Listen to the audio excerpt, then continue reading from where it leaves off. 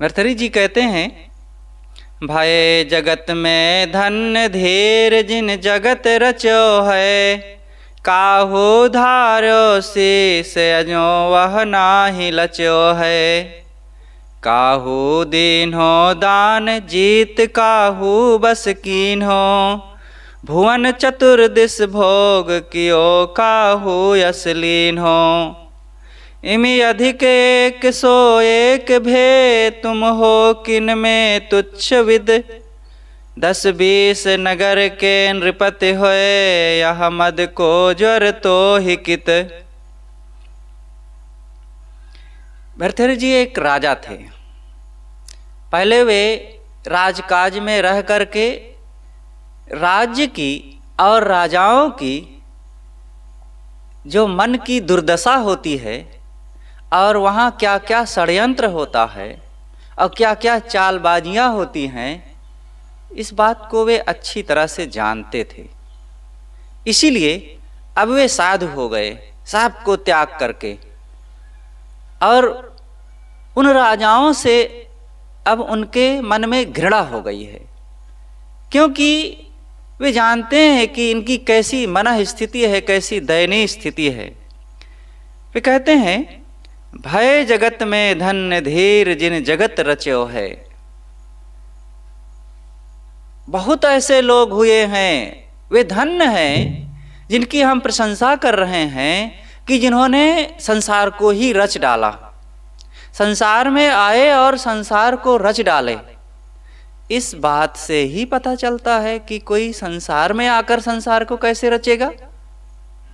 संसार पहले से था, आकर के बड़ा काम किए। यहाँ ये ब्रह्मा जी के लिए अर्थ प्रकट करता है कि ब्रह्मा जी इस संसार में आए और बड़ा काम किए। कहा जाता है उन्होंने सृष्टि की रचना कर डाली।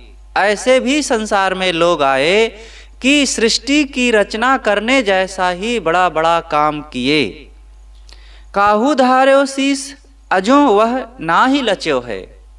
और दूसरी बात कहते हैं कि एक ने तो संसार को रच दिया और दूसरे कुछ ऐसे लोग आए जो अपने सिर पर पृथ्वी को उठा लिए, उस शेषनाग के लिए है। कहा जाता है ये पौराणिक कल्पना है। इस कल्पना में भर्तृहरि जी एक तथ्य को दर्शाते हैं। कवि कल्पना में बातें करता है और अपनी बातें वो कल्पना करके ही दूसरों को समझाना चाहता है। कभी कभी सही घटना भी ऐसी घट जाती है कि जैसे वो कल्पना करता है संसार में वैसे लोगों की मना स्थिति और कर्म स्वभाव भी होते हैं। तो कुछ ऐसे लोग संसार में आए जो पृथ्वी को अपने सिर पर उठा लिए, मतलब बहुत बड़ा बड़ा काम किए। और इतना बोझा उठाने के बाद भी कहते हैं अजो वह ना ही लच्यो है। आज तक सिर पर अपने पृथ्वी को रखे हैं शेषनाग जी, और फिर भी अभी तक थोड़ा भी गर्दन को नहीं झुकाए, थोड़ा भी विचलित नहीं हुए। काहू दीन्हो दान जीत काहू वस कीन्हो। और कुछ ऐसे लोग आए जो पृथ्वी पर आकर के पृथ्वी का ही दान कर डाले, मतलब बहुत बड़ी संपत्ति प्रॉपर्टी दूसरों में बांट दिए, दान कर डाले। कुबेर का खजाना जैसे कहा जाता है, वो बहुत दानी थे। राजा बलि के लिए यहाँ पर अर्थ देता है कि राजा बलि आए और वे बहुत दान, पृथ्वी का ही दान कर डाले। और कुछ लोग ऐसे आए जो दूसरों से पूरी पृथ्वी को जीत करके एक छत्र राज किए, महाराजाधिराज हो गए, चक्रवर्ती हो गए। चक्रवर्ती राजा वो होते हैं जिनका एक छत्र सब तरफ आधिपत्य हो। सदगुरु कबीर ने बीजक में छव चकवे बिति धरणी समाना एको जीव प्रतीत न आना कहा है। तो 6 चक्रवर्ती राजा हुए, नहुस, मानधाता, और ये कौन कौन हुए, बलि भी उसी में आते हैं, बहुत से राजा, रावण भी आता है। तो ये 6 चक्रवर्ती राजाओं के नाम आते हैं और कहा जाता है कि ये चक्रवर्ती राजा अपने समय में बहुत बड़े भूभाग पर इनका अधिकार था और जो चाहते थे सो करते थे। तो ऐसे ऐसे चक्रवर्ती लोग, राजा महाराजा लोग आए इस संसार में, और कुछ ऐसे लोग आए कि इतना नेक काम किए संसार में, भौतिक रूप से लोगों को सुख सुविधा देने का, कि चारों तरफ अपनी सुयश कीर्ति का पताका फहरा दिए। इमी अधिक 101 भे, इससे भी अधिक अधिक एक से एक संसार में लोग आए। हे रजवाड़ों, इनमें से तुम कौन हो? जो आसपास राजा हैं उनके लिए अब चुनौती देते हैं भर्तृहरि जी, कहते हैं हे रजवाड़ों, मैंने इतना जो गिनाया, इनमें से तुम कौन हो? तुम तो इसमें से कुछ भी नहीं हो ना। 10-20 नगर के राजा बन गए, छोटा छोटा कुछ भूखंड पा गए, और इसी में तुम्हें अहंकार का बुखार चढ़ा हुआ है। ज्वर या मद को ज्वर तो ही कित, ये तुम्हारे मन में इसी का अहंकार चढ़ा हुआ है। थोड़ा सा धन पा गए, संपत्ति पा गए, 4 लोग तुम्हारी प्रशस्ति गीत गाने लग गए भाड़ की तरह, और उसी में तुम फूले नहीं समाते हो। राजाओं को फटकारते हैं। तुम पृथ्वी पति भूप भरे अभिमान विराजत, हम पाए गुरु गेह बुद्धि बलता के गाजत। तुम धन सो विख्यात सुकवि गावत कछु पावत, हम यश सो विख्यात रहत निसिद्योस पढ़ावत। तुम हम ही बीच अंतर बड़ो देखो सोच विचार चित, ये ते पर मुख फेरि हो तो मोको एकांत हित। भर्तृहरि जी कहते हैं, तुम पृथ्वी पति भूप भरे अभिमान विराजत। तुम हे रजवाड़ों, तुम इस पृथ्वी के राजा हो और उसी के अहंकार में तुम मार गुर्रा रहे हो। हम पाई गुरु गे बुद्धि बल ताके गाजत, हम गुरु का घर पाए हैं, गुरु का सदन पाए हुए हैं, गुरु नगर में रह करके, उनके आश्रम में रह करके हम साधना कर रहे हैं। तुम थोड़ा सा धन रुपए पैसे पा गए हो और उसी में फूले नहीं समा रहे हो, और हम गुरु के दरबार में आकर के और उसी में हम मस्त हैं, हम उसमें गरज रहे हैं। तुम धन सो विख्यात सुकवि गावत कछु पावत, तुम थोड़ा धन पा गए हो, उसी में तुम विख्यात हो गए हो, अपनी प्रसिद्धि कमा रहे हो। हम यशो विख्यात रहत निसिद्योस पढ़ावत, और हम साधकों और शिष्यों के बीच में रह करके ज्ञान की बातें कहते हैं, और हम साधकों को ज्ञान की बात पढ़ा रहे हैं। तुम संसार की इन क्षणिक चीजों को पाकर के उसी में तुम फूले नहीं समाते हो, और तुम्हारे पास दुनियादारी लोग आते हैं, उनको तुम बकवास सुनाते हो अपनी, और हम गुरु के दरबार में रह करके साधना करते हैं और हमारे बीच साधक रहते हैं, और हम साधकों को ज्ञान की बात, आत्मबोध की बात सुनाते हैं, और हम उसी में चारों तरफ अपना नाम कमाते हैं।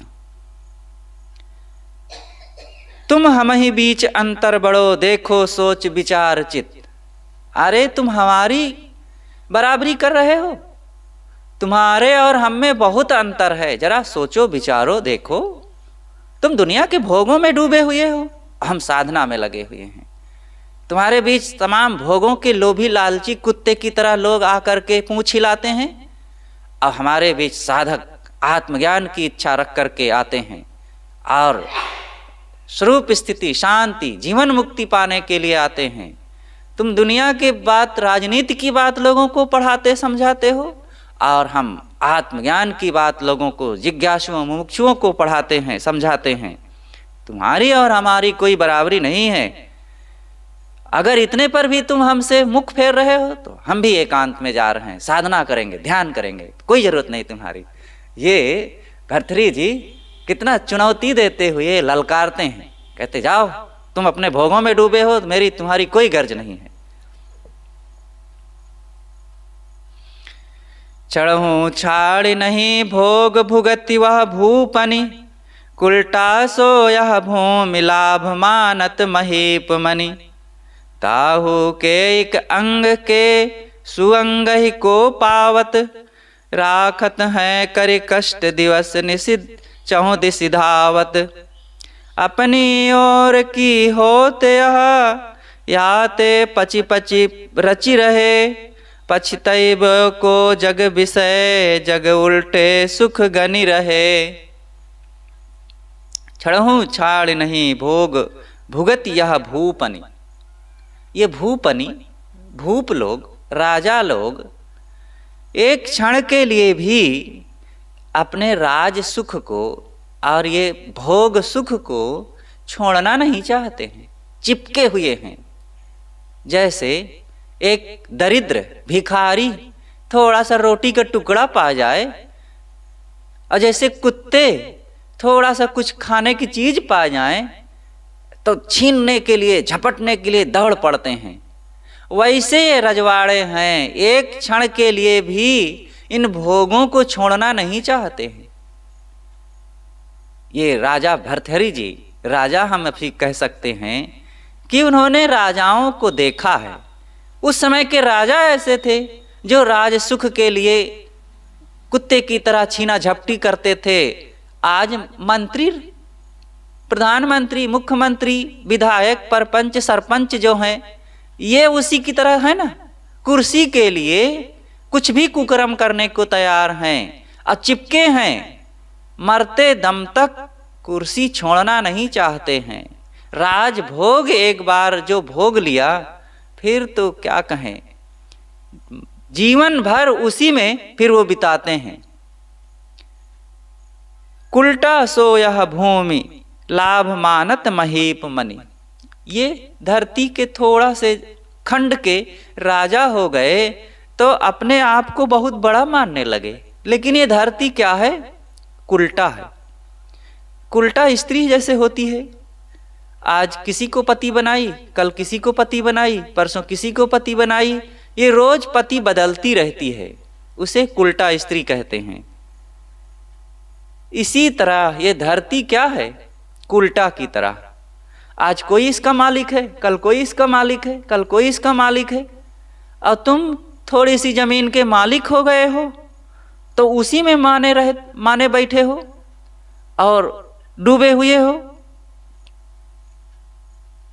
थोड़ा सा पा के आ गए, इतराने लगे, बुद्धि ठिकाने नहीं है, संयम सदाचार को खो बैठे, सद्गुण से दूर हो गए, सेवा, दान, विनम्रता, सद्भाव और आध्यात्मिकता से हाथ धो बैठे। क्या तुमने पाया?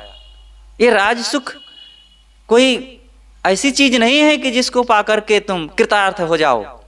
एक बार एक जमींदार सुकरात के पास आया, अब बार बार बात बात में अपनी जमींदारी का वर्णन कर रहा था। हमारी जमींदारी यहाँ तक है, वहाँ तक है, इसमें ये हम करवा रहे हैं, इतनी खेती हो रही है, इतने रियासतदार हैं और इतने ये हैं, इतने वो हैं, बार बार उसी का वर्णन कर रहे हैं।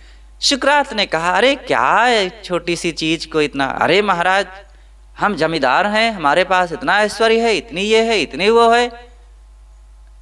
तो सुकरात के सामने एक दुनिया का नक्शा टंगा हुआ था।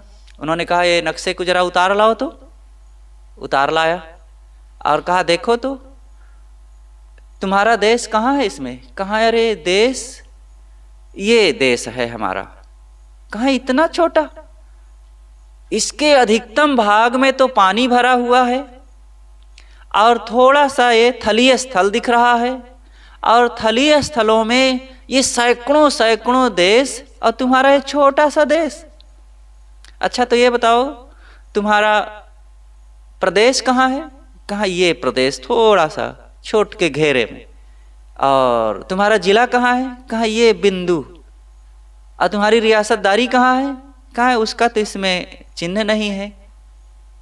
कहा है जिस रियासतदारी का इस नक्शे में चिन्ह तक नहीं है, उसी का तुम मार बड़ा ही हाँक रहे हो। क्या हो गया है? थोड़ा सा पा गए हो तो अहंकार मत करो, साधना करो, और ये सब छूट जाने वाला है आजकल में। तो वैसे ये रजवाड़े लोग हैं, थोड़ा सा पा के आ गए, बस उसी में दीवाने हो गए।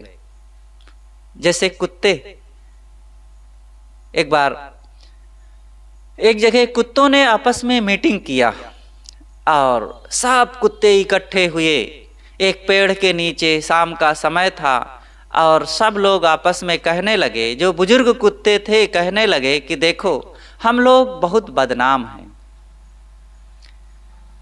जो कोई होता है कहता है कुत्ते कहीं का, कुत्ते कहीं का, और हम लोग थोड़ी थोड़ी चीज के लिए लोभ लालच में पड़ जाते हैं और झगड़ जाते हैं। ये ठीक आदत नहीं है।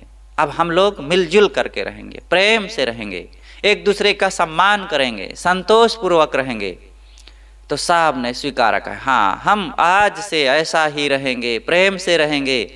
और यही बात रख करके सब आपस में गले मिलने लगे। अब हम सब प्रेम से रहेंगे, कभी नहीं झगड़ेंगे और संतोष पूर्वक रहेंगे। तो उसी पेड़ के ऊपर एक कौवा बैठा था। उसने देखा कि ये कुत्ते और प्रेम से रहना ऐसा भी संभव है। वो उड़ करके गया गांव में, एक बच्चा रोटी खा रहा था, उसकी रोटी को एक ही झटके में झपट लाया और रोटी ला करके ऊपर पेड़ से कुत्तों के बीच में गिरा दिया। और जैसे ही गिराया और कुत्ते रोटी देखे, वो झपटे रोटी की तरफ, और रोटी तो धूल धूर्षित हो गई और कुत्ते नोचने लगे एक दूसरे को। किसी के कान फटा, किसी के पूंछ कटी, किसी के पीठ कटी और किसी का और कुछ हुआ, सब खूनिया खून हो गए। तब कौवे ने कहा कि देख लिया मैंने कितना इनमें प्रेम है और कितना ये गले मिल रहे हैं और कितना संतोषी हैं। ऐसे ही क्षणिक दिखावे का संतोष तो दिखा देंगे, बड़ी घड़ियाली आंसू बहाते हुए राजा लोगों के बीच में आएंगे, जनता के बीच में आएंगे, हम तुम्हारे लिए ये करेंगे, अब की बार हमें अगर जिता दिए तो क्या पूछना, हम तुम्हारे लिए एकदम धरती का राज दे देंगे। अब अपने पेट नहीं भर रहा है, वो धरती का राज वो जनता को दे देंगे। और कह गए क्या क्या। और जैसे ही गद्दी पाए तो गद्दी के भोग को भोगने से उनको फुर्सत नहीं है, वो दूसरों को क्या दे देंगे। इसलिए भर्तृहरि जी उनको धिक्कारते हैं जो ऐसे दीन तुच्छ दरिद्र लोभी लंपट राजाओं के पीछे जाकर ही कर रहे हैं और उनसे भोग सुख मांग रहे हैं। तो ये धरती वैसे ही कुलटा की तरह है, इसका कोई मालिक नहीं है। कौन मालिक बन करके तुम्हें कृतार्थ कर देगा। ताहू के एक अंग के सु अंग ही को पावत। इतनी बड़ी विशाल धरती है, ये धरती में क्या है, बहुत बड़े भाग में तो पानी भरा है। कहा जाता है ये विशाल धरती इस अनंत विश्व ब्रह्मांड में एक गेंद की तरह है और इसमें भी अधिकतम लगभग 60-70% हिस्से में तो पानी भरा है, समुद्र है, और 30% है। और 30% में करीब करीब 700-800 देश हैं।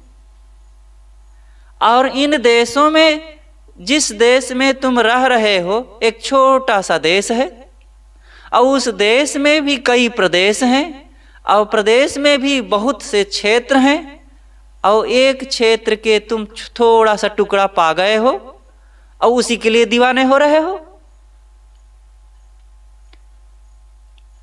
थोड़ा सा सुअंग ही को पावत, राखत हैं करी कष्ट दिवस निश 34 धावत।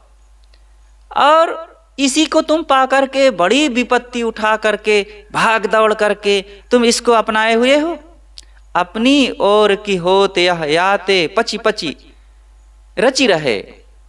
ये भला अपनी हो सकती है जिसमें पच पच करके मर रहे हो, जिसको बनाए रखने के लिए, जिसके लोभ में तुम नाना अनर्थ कर रहे हो, पाप कर रहे हो, हिंसा हत्या कर रहे हो, दूसरों को सता रहे हो, इसको तुम भला बचाए रख सकोगे? पछतइबे को जग विषय जड़ उल्टे सुख गनी रहे। समझ लो कि एक दिन पछताना पड़ेगा। यहां से एक दिन जाए लंगोटी झाड़ बंदा। आंख खोल के सुनिए, सीधा बैठो।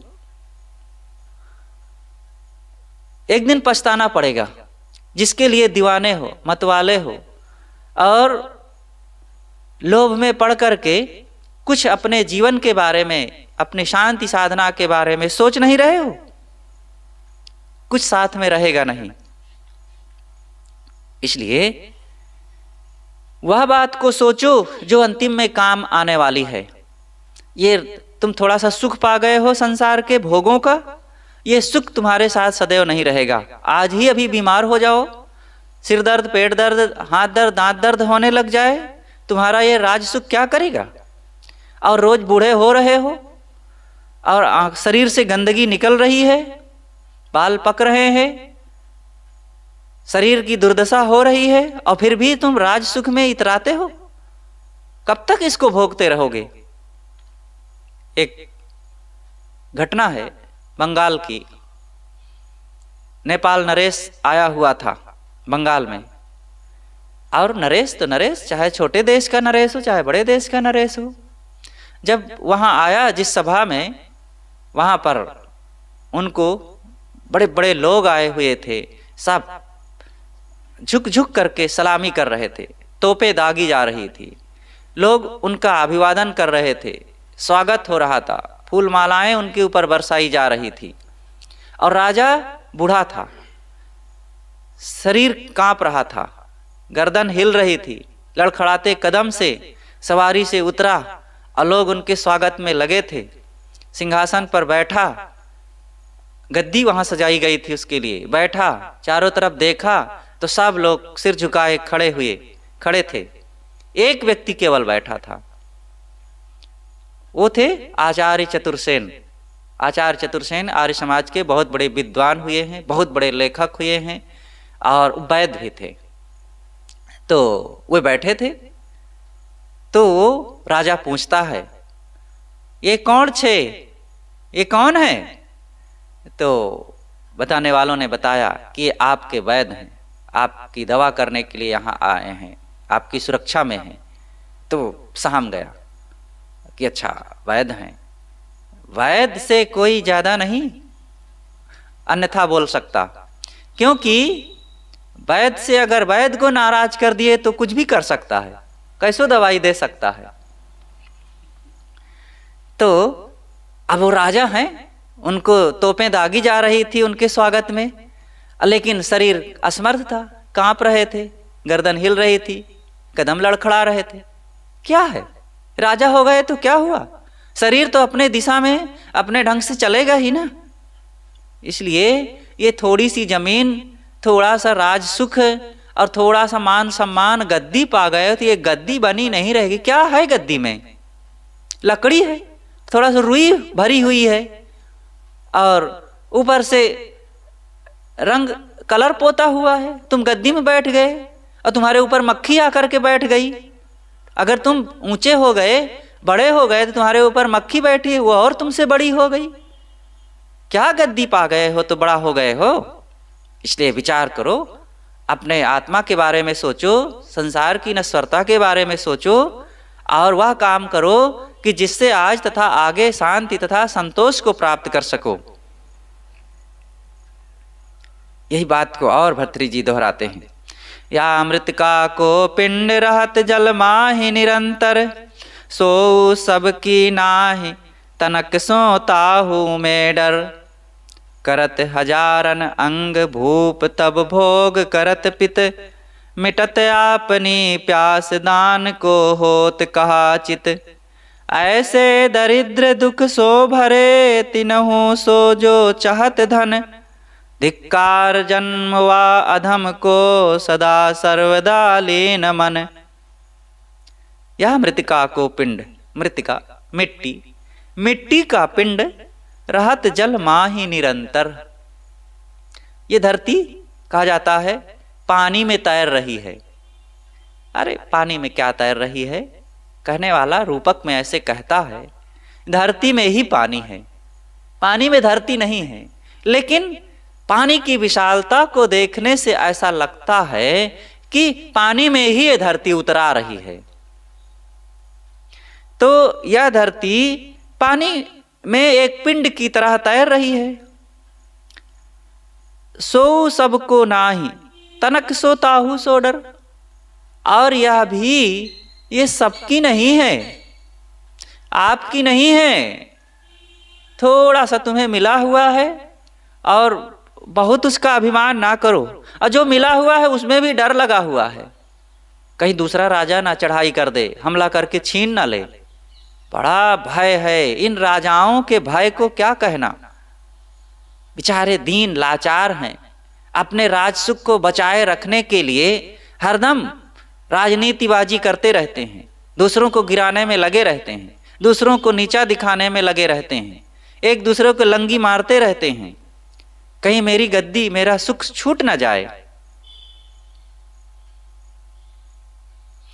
करत हजारन अंग भूप तब भोग करत पित।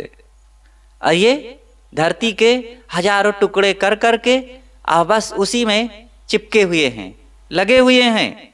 कैसे आवे काटो माथा, कैसे मिले ये धन मिले, संपत्ति मिले, चीजें मिले।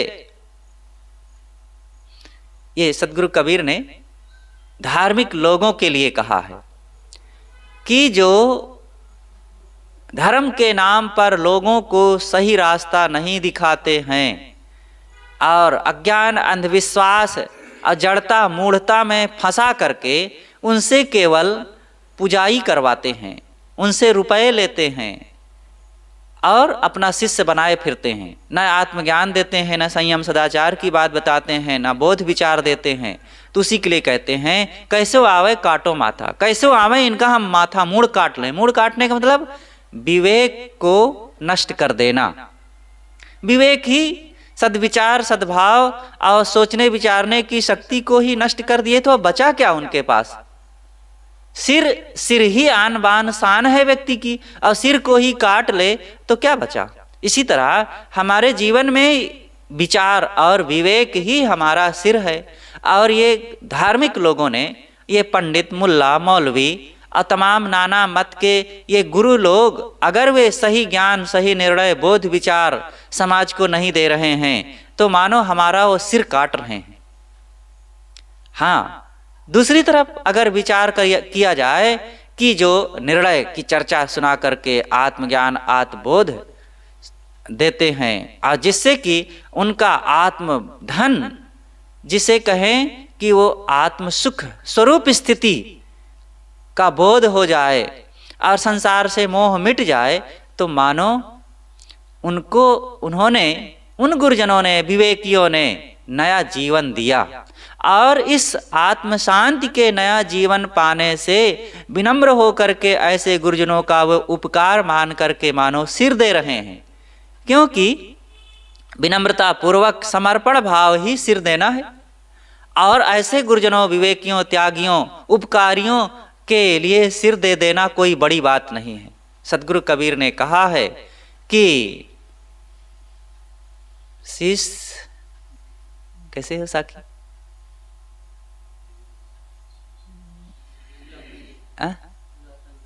हाँ ठीक है।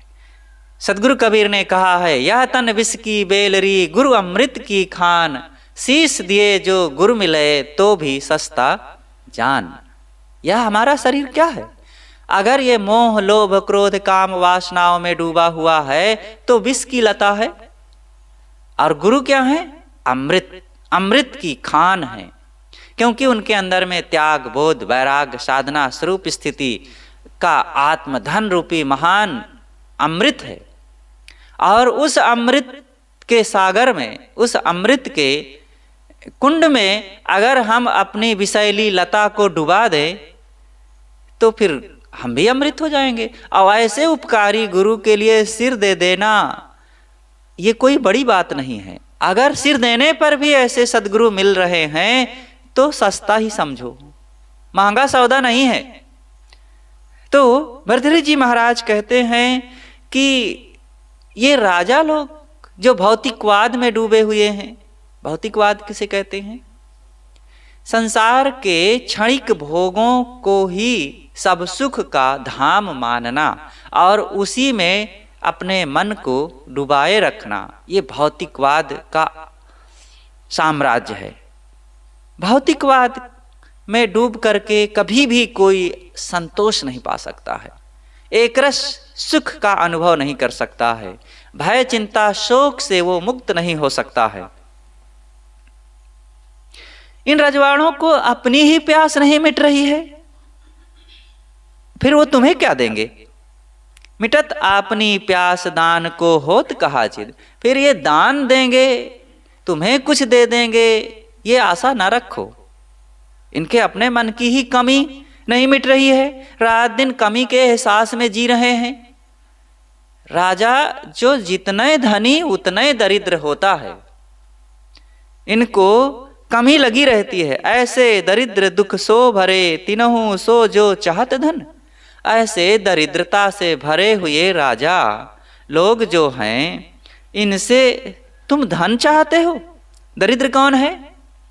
कहने वाले ने कहा है, स्वामी शंकराचार्य का वचन है, दरिद्रो सत्व संतुष्टा कृपणो योजतेन्द्रियः गुणोसस्त धीरेशो गुण संगो विपर्ययः। ये भागवत में बात आई है कि दरिद्र कौन है? जो असंतुष्ट है। कृपण, कृपण का मतलब कंजूस कौन है? जो अजितेंद्रिय है। अजितेंद्रिय, जितेंद्रिय नहीं है, जो जिसने अपने इंद्रियों को वश नहीं किया है, वो महाकंजूस है। ईश्वर कौन है? जो विषय वासनाओं पर विजय प्राप्त कर लिया है। इंद्रियों पर जिसने पूरी तरह से स्वस्थता प्राप्त करके अपने मन को निर्विषय बना लिया है, वही ईश्वर है।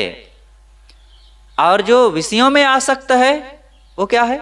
गुलाम है। गुलाम कौन है? जो अपने मन तथा इंद्रियों विषयों में डूबा हुआ है, वही गुलाम है। चाहे वो राजा ही क्यों ना हो, लेकिन वो गुलाम है। एक राजा था, हाथी पर सवार होकर के चला जा रहा था, और रास्ते में एक पेड़ के नीचे सड़क के किनारे एक महात्मा जी बैठे थे ध्यान में। सुबह का समय था। राजा उधर से निकला, और जैसे ही राजा निकले, महात्मा जान गए कि ये कौन है, क्योंकि पूर्व का परिचित राजा था। राजा को देखते ही महात्मा अभी तक बैठे थे, और देखते ही पांव पसार करके लेट गए। तब राजा व्यंग करते हुए पूछता है, अरे ये पांव पसारना कब से तुमने सीख लिया? तो महात्मा जी कहते हैं, जब से हाथ पसारना छोड़ दिया। अरे ऐसा? तो हाथ पसारने का मतलब कहाँ? जब से मेरी दीनता छूट गई। कहाँ एक फटा कपड़ा पहने बैठे हैं और कहते हैं दीनता छूट गई। तुम कौन हो?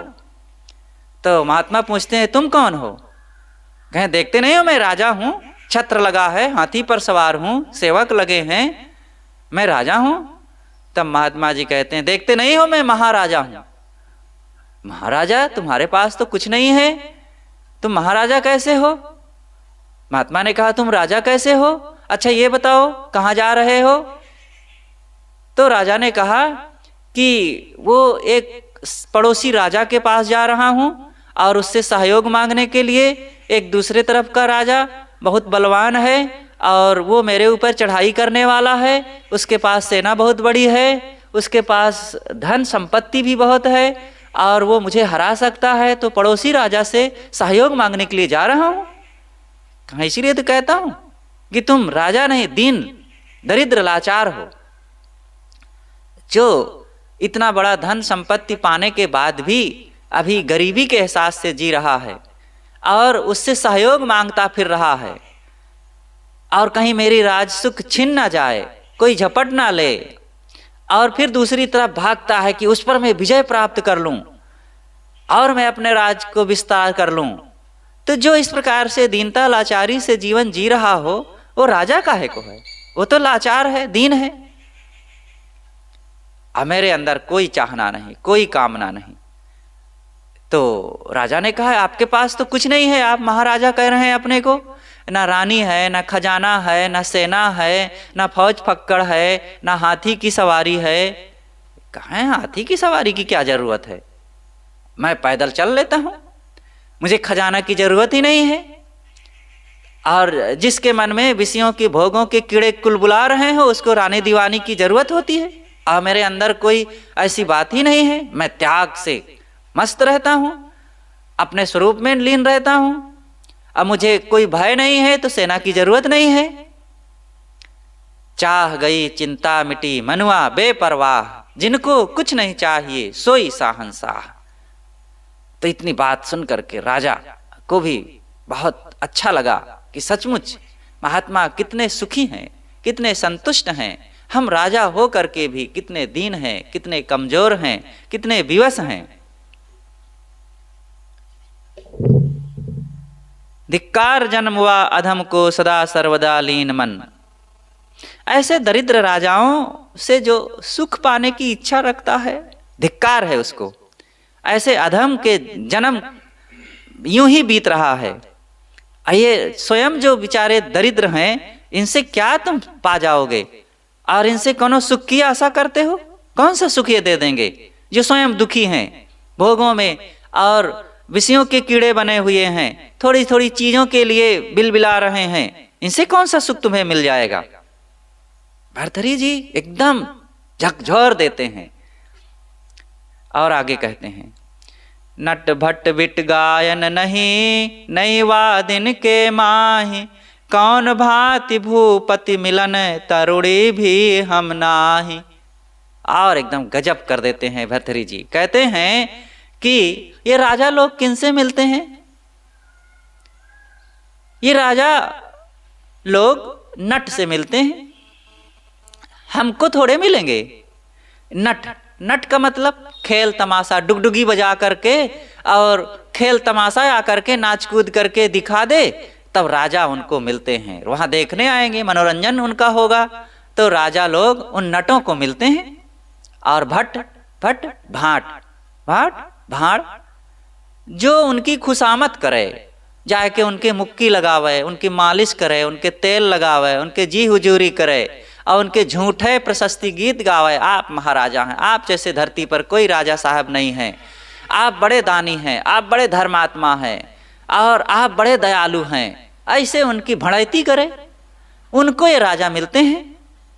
बिट, बिट माने विदूषक, उनके सामने जोकरई करना, ऐसे नाना भेष बना करके उछल कूद करें और उनके सामने हम खींच निपोरें, तब वे हमें मिलेंगे? ऐसे थोड़े मिलेंगे। गायन, हम गायक भी नहीं हैं, चल करके गीत गावें उनके सामने और वे फिर हमें नोट दिखावें और हम उसके लिए जाएं राजा के सामने और उनसे जी हुजूरी करें और वो सिंहासन पर बैठे जो कांटों के टोपी पहने हुए हैं और वे हमें आशीर्वाद दें। हम ऐसे गायक भी नहीं हैं। नहीं वादिन के माही, हम तर्क वितर्क करने वाले, शास्त्रार्थ करने वाले और चंचल मन वाले लड़ाकू झगड़ालू भी नहीं है कि हमें राजा मिलें। कौन भांति भूपति मिलन, ये राजा हमें कैसे मिलेंगे? तरुणी भी हम नहीं, कोई चंचल वाला नवयौवन सुंदरी भी हम नहीं हैं कि हमें मिल जाएं।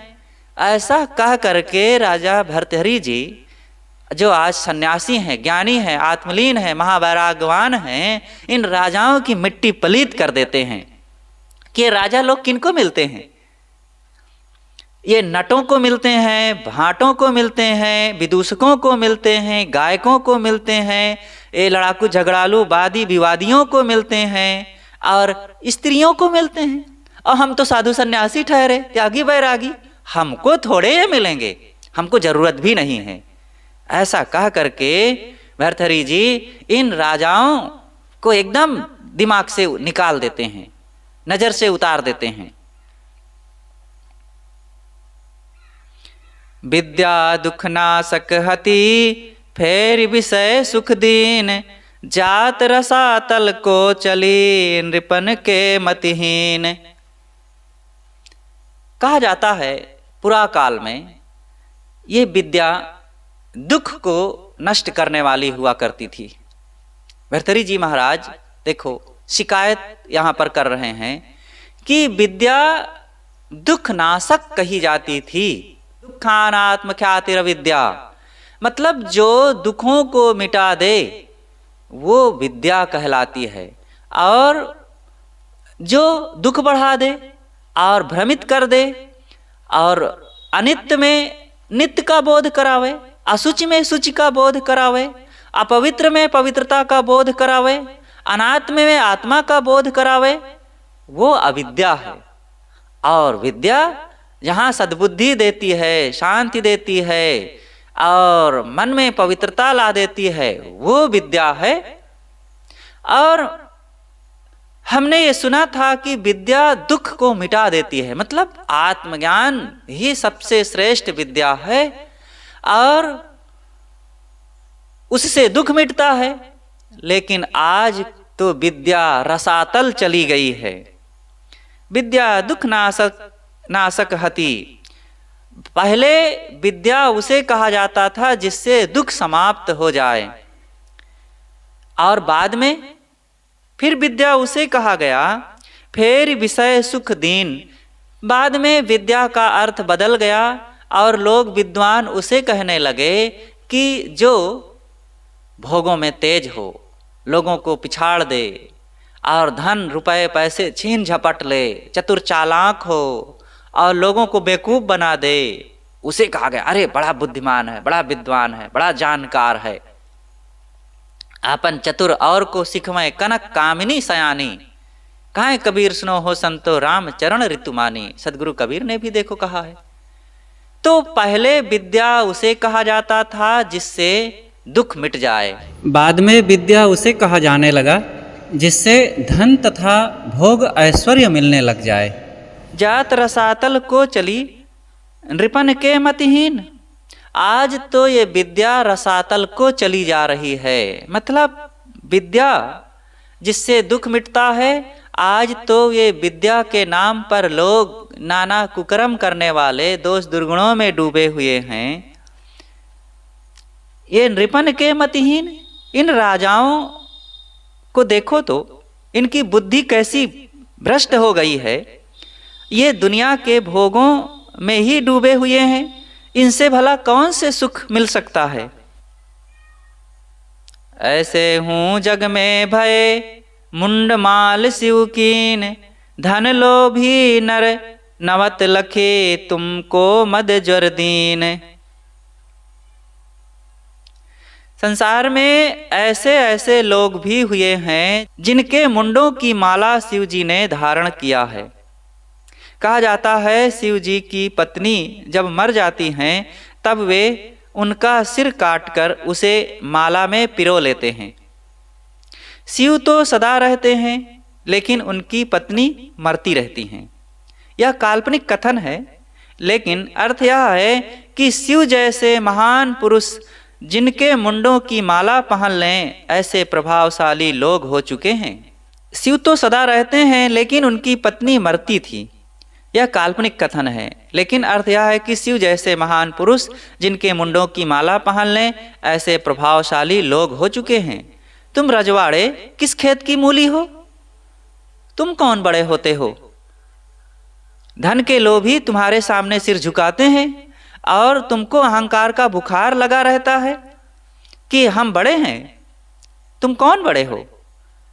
ये तुच्छ चीजों को पाकर के और इसी का बुखार चढ़ाए हुए हो, अपने बड़प्पन की रोटी बहुत सेक रहे हो, और क्या है। इस प्रकार से यहाँ पर भर्तृहरि जी राजाओं का उपहास करते हुए एक सत्य का उद्घाटन करते हैं। तुम अवनी के ईस ईस हम हूँ बाड़ी के, तुम हो रण में धीर वीर गाढ़े अति जी के, त्यो ही विद्यावाद करत हम हूँ नहीं हारे, प्रतिपक्षी के मान मारे अपने विस्तारे। धन लोभी सेवत तुम्हें, हमको शिव श्रोता भले।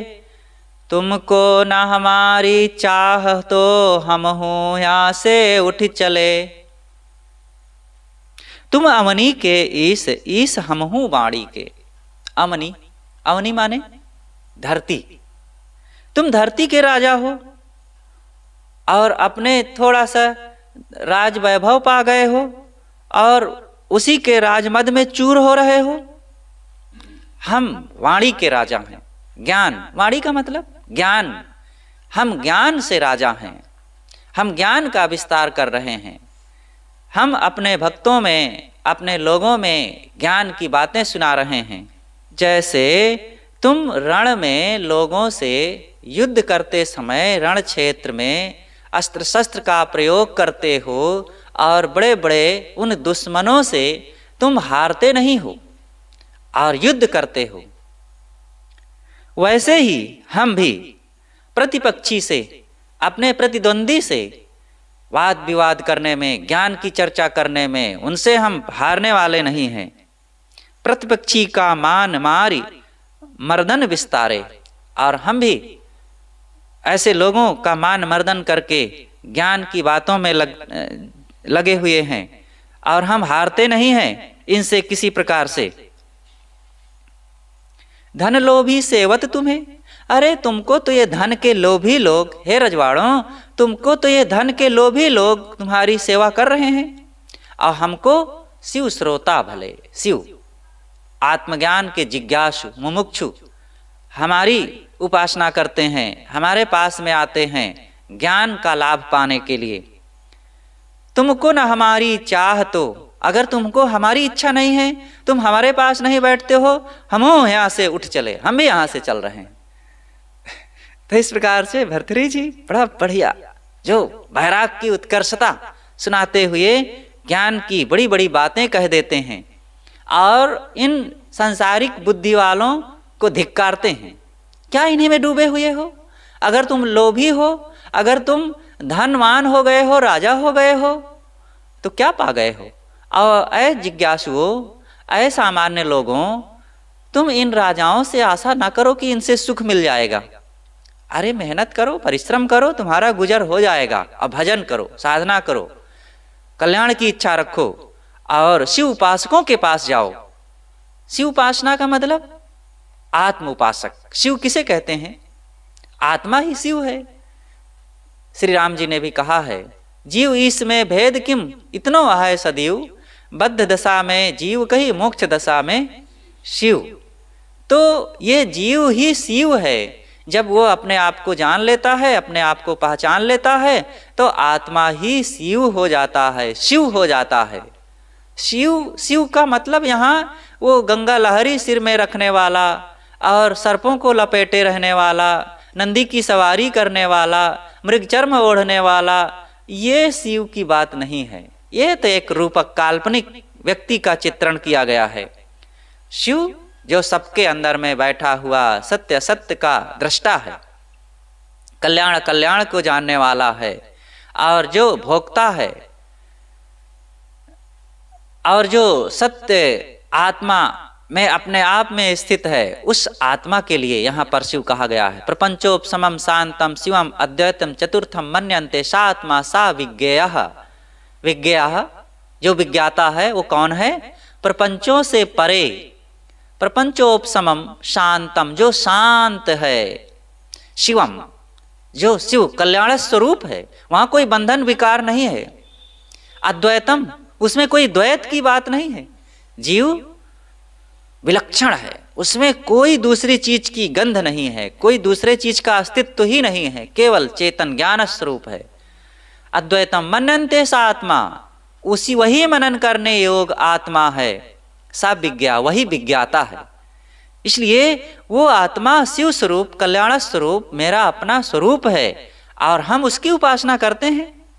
अगर तुमको हमारी इच्छा नहीं है, तुम हम जैसे साधकों, ज्ञानियों, विचारकों, विवेकियों, मुमुक्षुओं के पास बैठ करके कुछ ज्ञान की बात का लाभ नहीं लेना चाहते हो, तो जाओ अपनी जगह में, हमें तुम्हारी कोई जरूरत नहीं है। हम अपने ध्यान साधना बोध विचार में ही लीन हैं। राजा थे पहले भर्तृहरि जी, और आज आत्मज्ञान के उपासक हैं और महान साधक हैं, तो रजवाड़ों से डरने वाले नहीं हैं। तुमको हमारी जरूरत नहीं है तो हमें भी तुम्हारी जरूरत नहीं है, जाओ तुम अपनी जगह में रहो, अपने धन के मद में चूर हो तो चूर रहो, हम ज्ञान में लगे हुए हैं और तुम्हारी हमारी कोई बराबरी यहाँ नहीं है। तो इस प्रकार से भर्तृहरि जी ज्ञान वैराग्य की बात को बताते हुए राजाओं से एक आत्मज्ञानी की तुलना करते हैं और कहते हैं कि राजा और आत्मज्ञानी साधक की कोई बराबरी हो ही नहीं सकती है। ये तो सच है। कहाँ राजा दीनहीन लाचार भयभीत चिंतित शोकित इच्छाओं कामनाओं विकारों राग द्वेष में डूबा हुआ, और कहाँ ज्ञानी साधक स्थितिवान बोधवान विवेकवान वैराग्यवान निष्कामी निर्मोही आत्मज्ञानी स्वरूप स्थिति में डूबा हुआ। कहाँ वो जन्म मरण के प्रवाह में भटकता हुआ, कहाँ ये अपने स्वरूप में डूब करके जीवन मुक्त विदेह मुक्त सदा के लिए अखंड आत्म शांति में लगे रहने वाले। इनकी उनकी क्या बराबरी हो सकती है? हाँ, देह के भाव में बराबरी हो सकती है कि वो देह को अपने बैठाए हुए सिंहासन पर और आत्मज्ञानी की देह भले वो चटाई पर बैठा हो, लेकिन उसकी भी देह में फोड़ा हो जाता है, उसकी भी देह में पीड़ा होती है, उसकी देह में मक्खी बैठ जाती है, और इनकी भी देह में कुछ हो सकता है। यद्यपि देह में भी अंतर है, उसकी देह में भी अगर वो संयम सदाचार से नहीं रहेगा तो वो बिलबिलाएगा, बहुत जल्दी रोगी होकर कमजोर होकर विवश हो जाएगा। और अगर संयम सदाचार से साधक रहता है तो इसकी देह काफ़ी स्वस्थ रह सकती है, लेकिन इसकी बराबरी करने की ज़्यादा ज़रूरत नहीं है, क्योंकि प्रारब्ध है। प्रारब्ध से एक महा राग द्वेष में डूबा हुआ असंयमी राजा भी प्रारब्ध अगर बलवान है तो स्वस्थ रह सकता है, और एक आत्मज्ञानी साधक भी अगर प्रारब्ध बलवान नहीं है तो शरीर से किसी ना किसी ढंग से रोग और तकलीफों में हो सकता है। लेकिन मन दोनों का बहुत अलग अलग है, एक महान शांति में और एक महान चंचलता में, अशांति में, राग द्वेष में रह सकता है। और दोनों अगर साधना करें तो दोनों महान हो सकते हैं। ये भी बात है, राजा होना कोई बुरी बात थोड़े है। एक व्यवस्था देखना है, एक समाज का संचालन करना है, मनुष्यों को मार्गदर्शन करना है, भौतिक समृद्धि बढ़ाने के लिए समाज और देश की एक सुव्यवस्था लाने के लिए राजा को जिम्मेदारी मिली हुई है। लेकिन अगर राजा भी आत्मज्ञानी है, साधना परायण है, अंतर्मुख है, जितेंद्रिय है और शांति का काम करता है तो राजा भी महान हो सकता है, वह भी पूज्य हो सकता है, वह भी उपासक हो सकता है, और उसकी भी उपासना करने के लिए साधक आ सकते हैं। लेकिन ऐसा कहीं कोई कभी हजारों युगों में कोई बिरला ऐसा देखा जाता है। सामान्य रूप से राजा संसारी बुद्धि में डूबा होता है और संत साधक आत्मज्ञानी होता है। एक साधारण साधक भी आत्मज्ञान के पथ पर चलने वाला होता है अथवा उस ऊंचाई को पहुंचा हुआ होता है। दोनों मार्ग एक ही लक्ष्य के लिए हैं, इसलिए हम इन साधकों के प्रति विनम्र होकर के इन्हीं की उपासना करें। इन्हीं की उपासना और ज्ञान में शरण में जाकर के सबका कल्याण हो सकता है। बस बोलिए सद्गुरुदेव की जय।